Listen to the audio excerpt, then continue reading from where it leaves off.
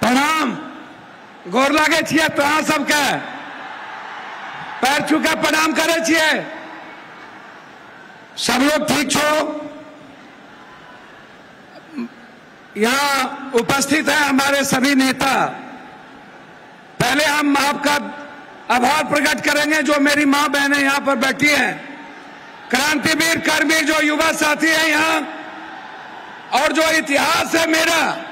मैं एक बात आपको बता दूं, मैं सिर्फ सीमांचल और कोसी के विकास के लिए आज जो यहाँ बहुत हमारे माननीय मंत्री जी लोग जो वरिष्ठतम मिनिस्टर हैं, हमारे जीतन बाबू यहाँ पर मौजूद हैं जो हमारे लिए पिता के तरह है, चिराग पासवान जी जो मेरे बहुत ही करीब, रामविलास जी ही मेरे साथ बहुत करीब थे, मैं गिरिराज जी का, सभी लोगों का, माननीय सांसद, माननीय बिहार सरकार के मंत्री, माननीय विधायक और माननीय विधान पार्षद, और यहाँ उपस्थित इस सीमांचल और कोसी की आवाज, एक जिन्होंने संघर्ष किया, जिन्होंने जिद था, जिनके भीतर जुनून था एक परिवर्तन का, और वो संकल्प लिया गया था।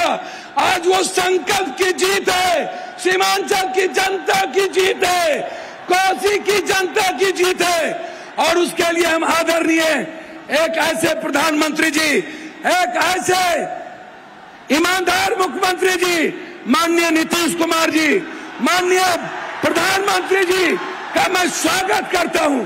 मैं धन्यवाद देता हूं दिल के गहराइयों से कि आपने हमारे सपनों में साथ दिया, आप हमारे उम्मीद के साथ खड़े हुए, और आप हमारे विश्वास की ताकत बने।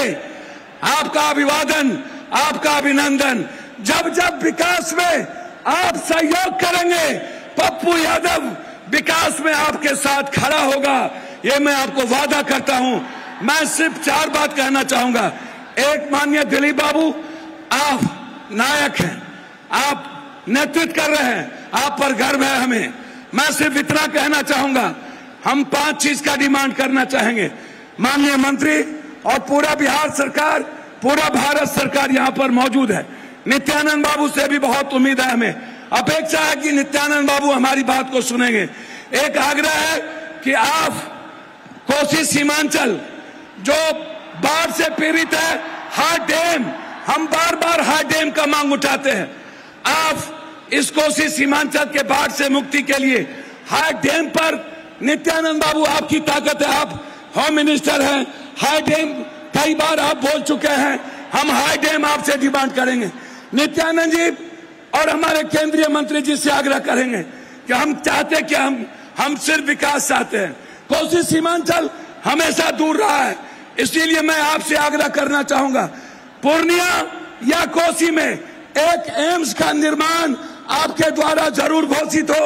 यह सीमांचल की जनता एक एम्स चाहती है, ये मैं आपसे चाहूंगा। तीसरी चीज आपसे मैं चाहूंगा, पूर्णिया उपराजधानी बने, पूर्णिया हाईकोर्ट बेंच बने, ये पूर्णिया की जनता चाहती है। मैं बहुत डिमांड नहीं करूंगा, लेकिन यह हमें गर्व होगा कि आप सब लोग इस पूर्णिया की जनता की आवाज के सहयोग बने।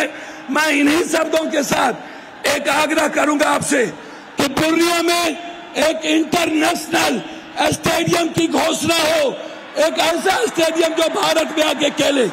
मैं इन्हीं शब्दों के साथ मैं पुनः आपसे यह आग्रह करते हुए कि आपने मखान पर और तिलकुट पर 18% और मखान पर अब 5% आपने जीएसटी लगाया है।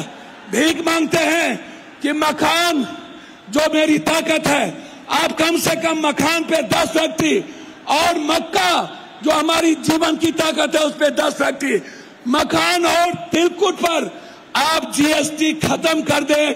इन्हीं शब्दों के साथ आपका पुनः पूर्णिया के धरती पर अपने प्रधानमंत्री जी का एक सांसद होने के नाते, एक बेटे होने के नाते, मैंने राजनीति नहीं देखी, मैंने विकास देखा। नीतीश बाबू और प्रधानमंत्री जी का अभिवादन, उन्हें कोटि कोटि धन्यवाद। पूर्णिया की जनता की ओर से उनका अभिवादन, अभिनंदन, स्वागत। बहुत बहुत धन्यवाद। मैं आपको प्रणाम करता हूं। बहुत बहुत बहुत धन्यवाद पप्पू यादव।